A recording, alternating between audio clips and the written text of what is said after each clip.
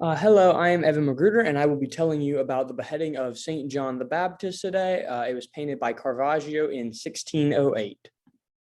First off, this painting is much larger than you might expect. It's actually 12 feet tall and 17 feet wide. This painting is a Baroque era piece of artwork, and it's stuck true to the size of the paintings of that era. Even though this painting is very realistic because it is Baroque era, it's very much so dramatized. Caravaggio told a story of life and death, and he stuck to it. He didn't pull any punches or sugarcoat it. So the first technique that Caravaggio demonstrates in this painting is actually the lighting. So oftentimes in Baroque era pieces, the lighting was dim and it showed off certain pieces of the painting and not other ones. And that's true here. The lighting is coming in from the left at an angle and it's shining right onto John and the people surrounding him. And it's not really shining on like the door frame above the light or onto the prisoners in the right of the photo. But more so, the lighting is actually a storytelling technique that Caravaggio is using. So oftentimes in the Bible and in other artworks, John was depicted to have this golden light or this aura of light around him that is coming from the heavens shining down on him. And it makes him look fantastic and very powerful and very important. Well, that's not the case here. It's a very small glimmer of light shining onto him that's more likely than not just coming through a small prison window in his final moments. And that is one way Caravaggio tells the story and tells the idea that this is not a pretty thing that is happening. It's not some magnificent event. It is John and he is being killed and there's no way to overlook that. This is what is happening.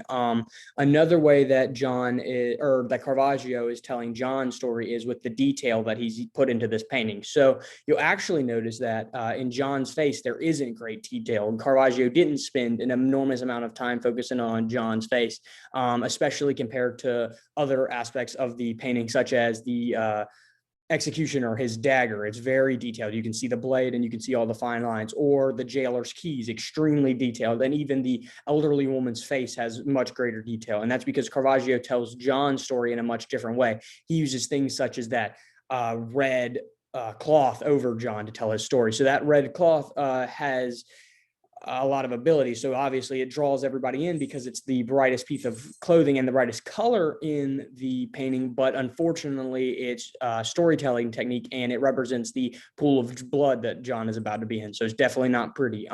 You'll notice that there's a carcass laying under John. That represents the butchering that's taking place and that John is being killed much like an animal would be killed.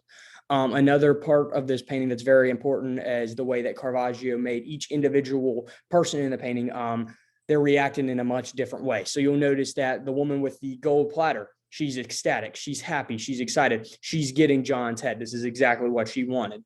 You'll notice that the prisoners in the corner, they're looking on, they're curious, they're wondering what's going to happen next. They're wondering, is my day tomorrow? Is this going to be me next? And they're frightful for their own lives.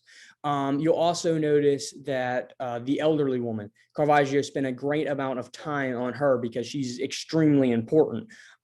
You'll notice that she is in fact covering her ears, and you'll notice that she's very distraught. And obviously this event would be beyond imaginable, would be horrible to witness, but you'll notice that Caravaggio is telling the story. So you can take this kind of two different ways.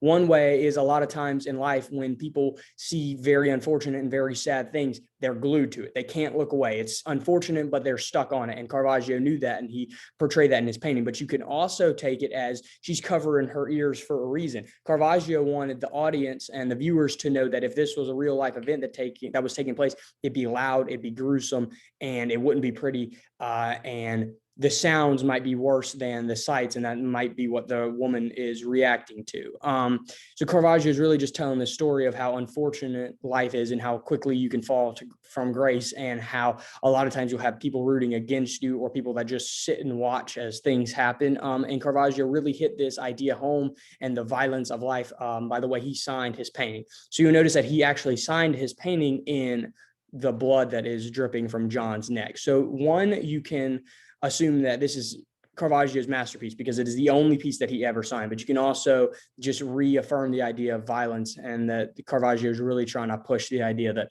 life was not fortunate and it was not kind to John, just like it's not kind to many people. And that was the story that Caravaggio was trying to tell in the beheading of John the Baptist.